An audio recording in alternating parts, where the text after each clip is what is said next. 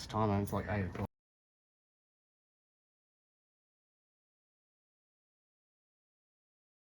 G'day, party people.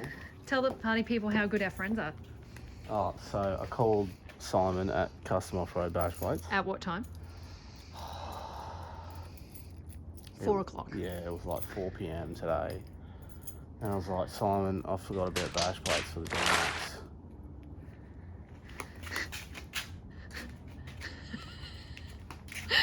And he was like, I've got a set. Where are you? And I was like, I'm not even at home. He's like, oh, okay, yeah, cool. And then about 6:30 he rings me and he's like, I've got a set of bash plates in the car. I'm dropping them off to your place. Because funnily enough, 4 or 5 years ago, this is where we used to do it all the time. And anyway, I told him, look, yes, I'm still at the same place. Drop them off at the house and I'll get them on the car. And he was a legend. He dropped them off at like 6:45. I wasn't even at home. Why weren't we at home? Because we'd promised our daughters we'd take them out to dinner before we leave. So he dropped them around and now they are in the DMAX. Maggie and I are going to go down the workshop to fit them before we leave first thing in the morning. So let's go fit some bash plates. Ba, ba, ba.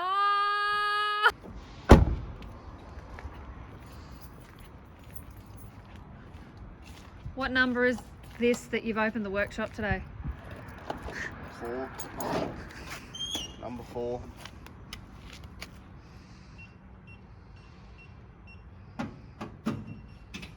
Keep forgetting stuff. Did you get the buggy whips? Yes. We got the buggy whips and the DMAX.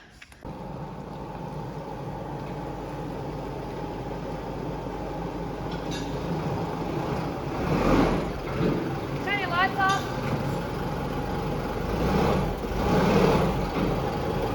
Back up the workshop. The size of this bad boy. You. Up we go. Should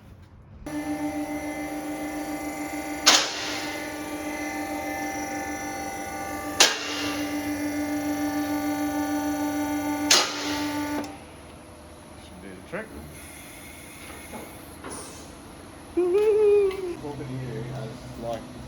Okay, This tell me the trick.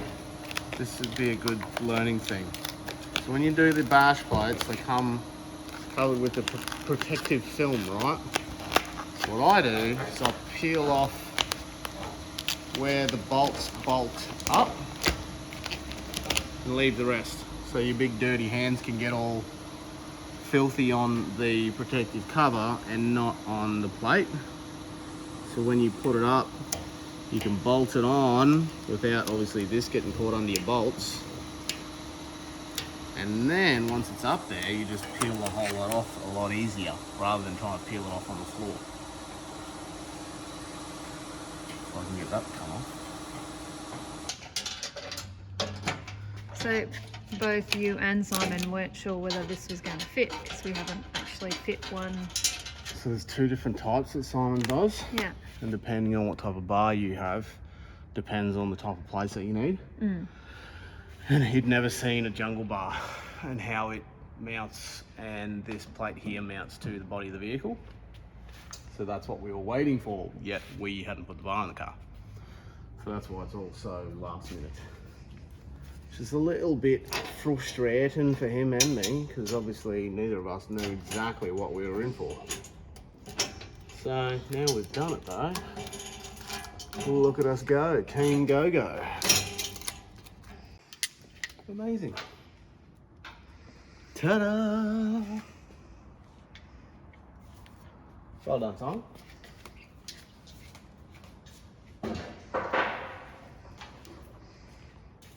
Now, would you prefer to do it on your driveway on the floor or on a 4-poster hoist? So much easier having the proper equipment to do it, I'll tell you that much. Done now, babe? I hope so. Every time I walk out, I'm like, yep, got everything, done everything. Sweet as. That's the last time. Definitely the last time. Does anyone else always wake up too early when you're going on a road trip? Right now, both woke up at 2. So this morning we are starting our trip down to Melbourne for the four-wheel drive show. So we are stopping at Newcastle today. I've got a friend I haven't seen for nearly 10 years that's moved back from Canada just before COVID, so I haven't had a chance to see her, so we're doing that. And then Brent and I are having a bit of a weekend in Albury, and then on Tuesday we're doing some filming around Mount Terrible with Max Tracks. And then we'll head to the show and do all that entails. But first, coffee. Coffee grinder was blocked this morning, so I've cleaned it, ready for when we get back, but I can't be bothered trying to recalibrate the grind, so first coffee. Laugh at me, but the DMAX keeps making like beeping noises. I have been driving a 70 way too long and I don't know what they all mean. Hey guys, we are in the cars on the way to the Melbourne 4x4 show. Amy is behind me in the fully sick D-Max. I've got a handheld UHF because I still haven't hooked up any of my antennas yet because of the facelift that we did on the 70. I've got all my aerials on the roof on the new Yakima rack and I haven't plugged them in yet.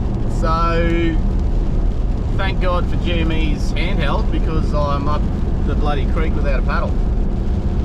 Anyway, we're on the road and that's the way I'm communicating with Amy.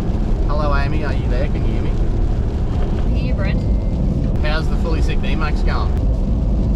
Look, after driving a 70 for 3 years, it's just so easy. Have you tried the whole steering wheel steers by itself, lane assist, cruise control doodad yet? To be honest, I don't know what half the buttons do in this car. It's a little bit overwhelming. Yeah, sweet, great. So we're heading to Melbourne. Where are we going to today? Newcastle. We're going to Newey, y'all. Alright, let's do it then, eh? Righto. Try not to get any speeding tickets, right? Yeah, I'll do my best. Can't promise you anything though. So anyway, that's what we're doing. We're going to Newey. We've got some friends there that we are going to see tonight. And then we're gonna go somewhere else after that, but we'll keep you in touch with what we're doing. Peace.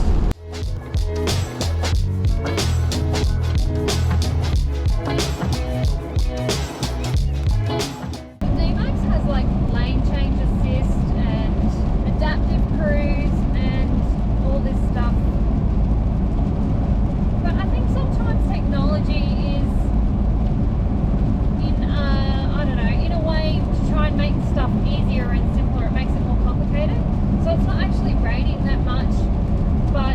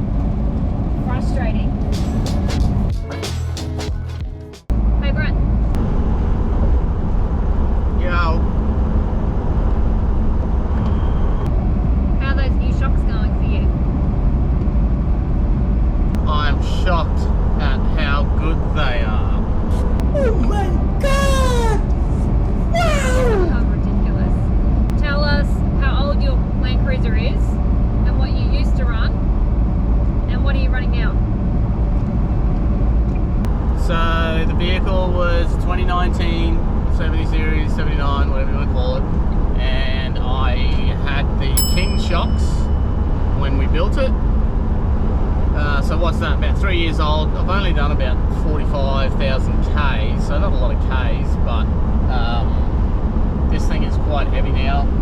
And it was time for an update to the new Alphas. So I'm running the JMACX Alpha shocks now, and they are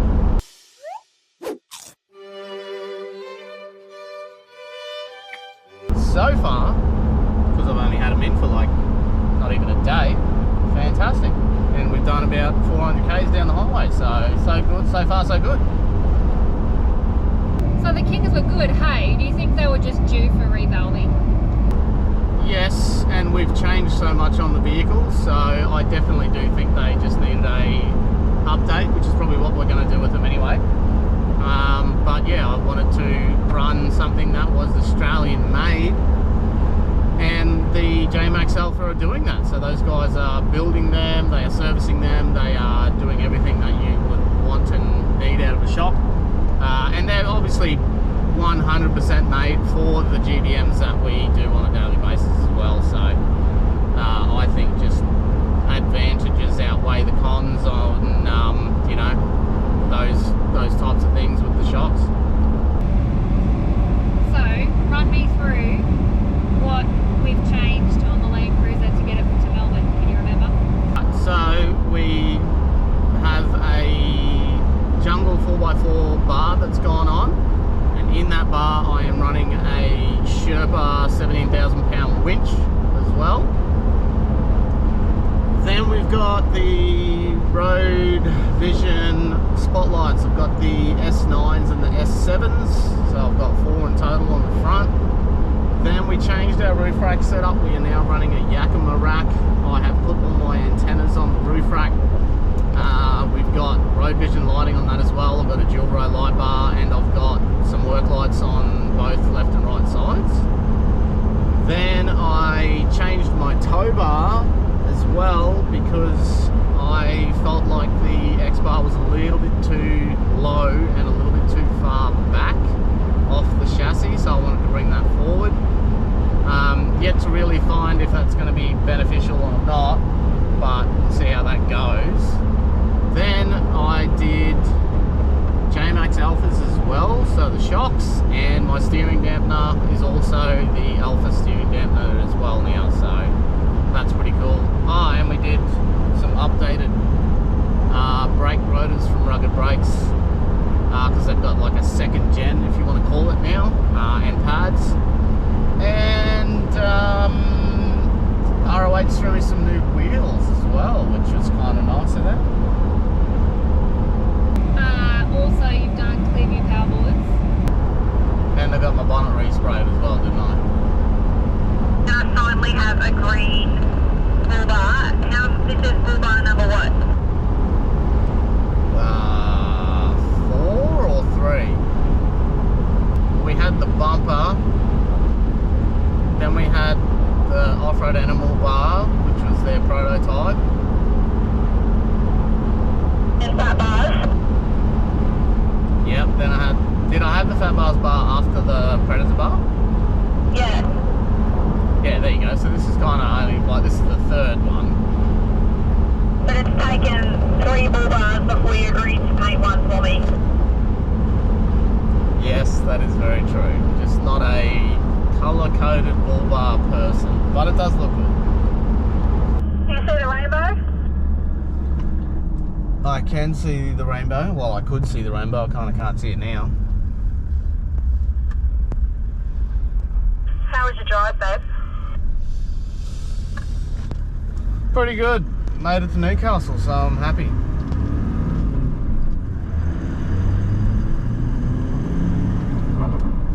What was the next song that you were listening to today? Wow, it ended up with some R&B Friday, even though it's Saturday. And then probably an hour out of Newcastle, I was feeling country, so we went to country music. Pretty much nearly covered all the genres today then.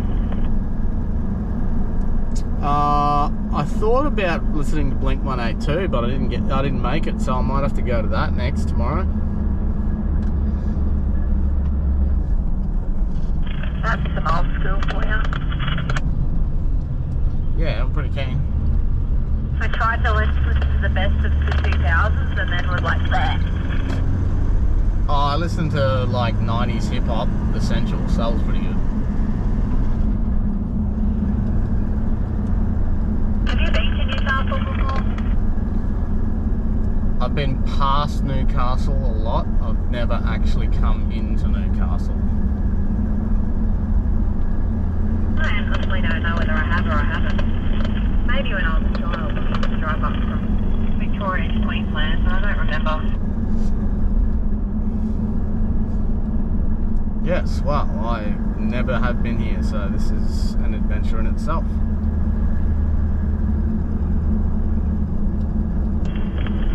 You've given me no instructions, so I'm still driving straight, is that right? Obviously, you can't see me. No.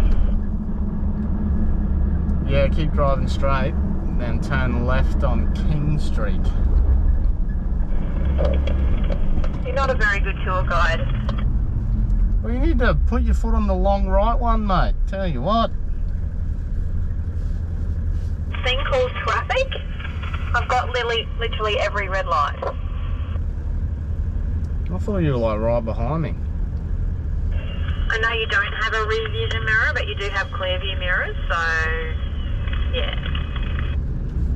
Yeah, I haven't been paying that much attention, sorry. I'm stopped at a red light near a, I don't know, what do you call those things they put on the walls? Mural? King Street. Where's King Street? I can see you, keep driving forward. Roger that. You sacrificed KFC for dumplings. Was it a good choice? So we stayed here last night. Crystal Brook, Kingsley. Caught up with some old friends. It was awesome. So Brent, when we were driving in last night and trying to find a park, Yes. tell me what happened. So last night when we were trying to find a park, I don't know what street this is, but it was Saturday night last night, so it's kicking. And every man his dog's obviously doing some sick manies down in Newtown.